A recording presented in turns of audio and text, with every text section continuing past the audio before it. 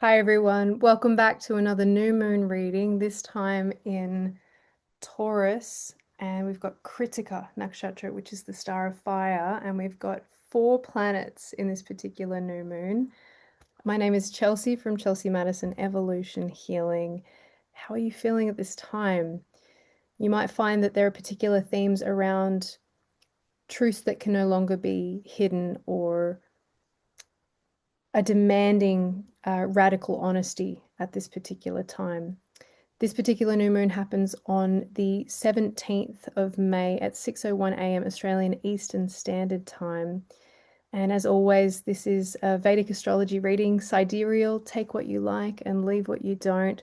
There are always points of light that will come through these readings to help guide you through the next 2-week period. So let's dive in. All right, let's take a look. So here we go. We've got, as you can see, in Taurus, and this beautiful grounding energy. It's almost like volcanic energy if you think about it. 1, 2, 3, 4 planets all sitting in Taurus in this star called Krittika, which is represented by, it's the star of fire. It is ruled by Agni, the god of fire, and it is represented by a blade. So this energy this month is all about, and this is the second new moon, I should say, actually, for the month, because we're now moving as these moons are starting to shift. We're going to have the next one, the next start of the month will be a full moon as opposed to a new moon. Lots to tell you about this new moon. Krittika, this energy, 1, 2, 3, 4 planets. Mercury, I want to start off with that by saying that with this fiery speech that can come through, Krittika is about purification. So at this particular time, there are themes around courage, truth, leadership, and transformation through pressure. So if you are feeling that, you're not alone. I have had themes myself come up this week that have required, I'll go into it at the end, but essentially, I always like to share a little bit about what's going on just so that you know that you're not alone. And I know plenty of other people who are experiencing these themes at the moment. And as a collective, it comes through as intense as it can seem. It comes through its purification and opportunities for growth. And sometimes it's not until we are put in these situations where we are required to grow that we step up into our courage and our leadership. And that's really what this Krittika energy is about. We really want to be mindful. The shadow aspects this month will be around not projecting that fire onto other people. It's really, the invitation is about coming back to the self and really being honest with ourselves about what is it that is no longer aligned for me, what no longer feels sustainable, so that we can grow into sacred leadership. We don't want to use any criticism or aggression, reactive communication, ego battles, or emotional overheating. So when you've got a lot of fire like this, and Mars has just moved into Aries, we want to make sure that we take opportunities to cool where we can. So whether that be showers, drinking lots of water, doing cooling like exercises, or just noticing and catching when you're starting to feel overheated and slowing it down. This really is an invitation for internal work so that we can purify. This particular new moon is also represented by Saturn Amavasya. For the northern hemisphere, it will fall on Saturday, which is Saturn's day, hence Saturn Amavasya. And it's about resetting karma, clearing heavy emotional blocks, and using this purifying flame of Krittika to cut away what no longer serves us. So as this, you may find that there's a pressure building and needing to cut cords with old patterns and feeling like enough is enough. So I know for myself, there was a call to leadership that came through this week that requires me to step into a completely different level of myself, and lots of emails that needed to be sent, and refining and making sure that they're coming from a place of creating an opportunity as opposed to, hey, so not using it to slice or cut, but for opportunity and leadership, stepping into that energy. I just wanted to note as well that Mercury, very close to the sun, has just come out of Cazimi and is in combustion. So it also means that we could have harsh speech at this time. Be very mindful of that. Uranus here is all about unpredictability, sudden changes, awakenings, and breakthroughs. Can be around money and career relationships. Yeah, so lots of themes, and it's ruled by Taurus, but I do want to note that Taurus gives it this grounded container that we can move through. So being aware of what sustains you, what deserves your energy long term, and what do you truly value.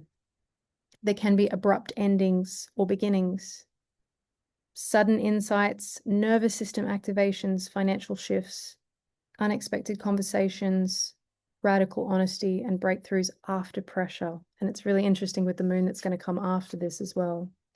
So, shadows, I think I've covered most of that. Burnout, nervous system overload, stubbornness, harsh communications, forcing outcomes. Don't do that. Slow down. The light, what it can bring this month is clarity, truth revelations, courage, breakthroughs, financially as well, and relationships. Deep purification, align new beginnings if you use this energy well. Leadership activation, that's the one that I'm calling in at this time, and powerful manifestation through integrity. You'll find that now that Mars has moved away from Pisces, that Saturn can continue doing its work of grounding in these truths. Grounded intuition, compassionate boundaries, disciplined spirituality. So when you take the time to focus on feeling the feelings, and if you want to know more about that, please reach out to me, because I'm happy to share the strategies that I've learned to help manifest the things that you would like to call into your life. And equally, if you're carrying any limiting beliefs around those themes, I myself had a CTC session with a dear friend today, but I am also a CTC practitioner, but I can share that at the end. So as the light, leadership activation, nervous system recalibration. So we're growing into a new version of ourselves. We're birthing through the fire. Now, mantras for this month. I align with my authentic truth. I trust the fire of transformation. I'm grounded, courageous, and clear. I am the spiritual warrior. I am open, I am ready, and I receive with joy. I step into my divine destiny quickly and easily, because this is a quick energy. And I saw something today that made me laugh that said, get lit from within. So it's about, internalizing this energy that's coming through. Journal prompts. Where are you out of alignment with your truth? Where are you being asked to release? What structures in your life need rebuilding? Where are you being invited to lead more courageously? And what are you following with your heart, or are you being led by external noise or the mind? The card I pulled this month was Ruby, which I think is quite potent, given the fact that it does represent fire. And it was the spiritual warrior, which I think is enough said. All about passion, leadership, courage, authenticity. Trusting yourself. Stop abandoning your truth. The affirmation was, I feel my world. I am the spiritual warrior. You can use the mantras that I shared before as well if you need. The energy here is the tiger. It's about patience with all that fire energy.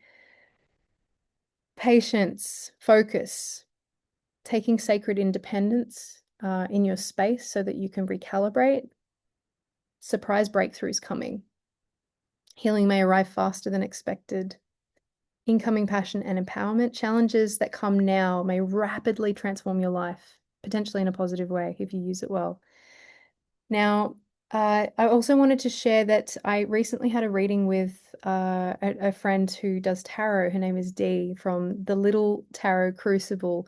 And she shared that at this particular time, when I got this news that I'd been waiting for, which happened this week, there would be a setback, and I'd been trained to do this, and it was going to set me to the next level, and it happened this week. So I have been stepping into leadership and courage, purifying through what is true and what's not.